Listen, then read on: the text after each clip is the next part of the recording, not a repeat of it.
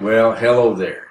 Say, just wanted to check in with you a little bit here, and I've got a couple topics that I'd like to cover and just throw out there and see if they stick on the wall, so to speak. But um, I just want to say that it's been a wonderful experience being a part of this class as your instructor. And as you know, I don't all use all of my material. I try to bring in some other things from other people, and that's by design. Maybe it's laziness on my part, but on the same token, I think some other people can actually convey their ideas in a little bit different way that you might be able to pick up on. You can add them to your toolbox and use them and do business. And I just absolutely love that part about it. Farming and ranching is it's not just a business, it is a lifestyle, and I do understand that part of it.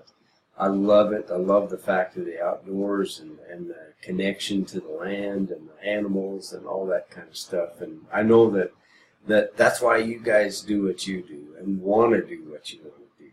And so that's a wonderful thing. These tools that we're putting in place, and I hope you get a chance to share them with maybe they're your family or your associates, people around you, that sort of thing. They're just systems, and again, they're just tools. But as we learn and we put them in place and put them in our business, that we can enhance them. Yours are probably going to look, when you use them in a practical sense, they're going to look a little bit different than maybe they've been described within the confines of this course. I mean, that's just the way it is, and you're going to have some setbacks. You're going to stub your toe here and there and that sort of thing. You just have to, just like we always do, all of you do. If you fall off your horse, you got to get back on, and that's just the way it is. And I've said this many times, is that, you know, successes are built on a mountain of failures, and those that end up finishing or crossing the finish line anyway have seen a lot of failures in their track record. So anyway, couple things. Okay, none of these things. You have to start now.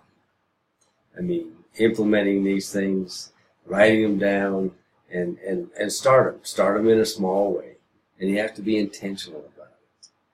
And those are two key things that people that are successful actually employ to, and I know they're broad, and maybe they don't mean a whole lot to you, maybe they mean everything to you, I'm not sure, but those things, and then get started even in a small way. Now this next unit is about debt. And a couple things. You can't be profitable, not in a true sense. You can't start investing. You can't be saving. But you can budget to get out of success or get out of debt. And but you will be able to invest as soon as you get out of debt. That's my point here, is that actually we put the cart before the horse a little bit, just to get things kind of rolling, get you thinking about different ways of doing things and ways of doing business, and following, just taking a piece out of the puzzle from people that are already successful, and so that you don't have to go through so many trials and errors, so many failures, that it almost makes it impractical, impossible, whatever you want to call it, to obtain and cross that finish line of success and be profitable and be growing if that's what you want. Take care of your family, take care of the people in your community, and all those kinds of things. So we're going to talk about debt this week, and you might not be surprised, but you might be surprised by how some of those things work out. And as we go from your personal debt and try to start changing and rewiring some of our brains, some of you are already there, I know that, okay?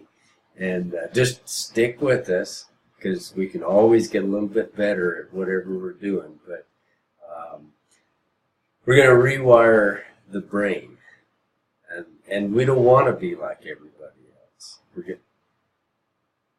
So I hope you have fun with this unit on debt. We'll talk about it and how it's employed in business. I would ask you to keep an open mind, especially on the business side of this talk about debt, and how there are some possibilities that without or by minimizing debt, I'm not against debt by the way, but by minimizing debt, we can actually thrive. We can probably be more profitable. So I would just ask you to be open to those kinds of things. You know, you're different than I am. You're different than everybody else in the class. So I'm not saying that anything that's been done in the past is wrong. We can learn from everything as well. So have fun. If you have any questions about this, I've talked to literally hundreds of people, counsel them through these kinds of things, led our own Financial Peace University classes, and so I enjoy this aspect where I can give back somewhat if there is maybe a personal path that you identify and you want to work on. So good luck.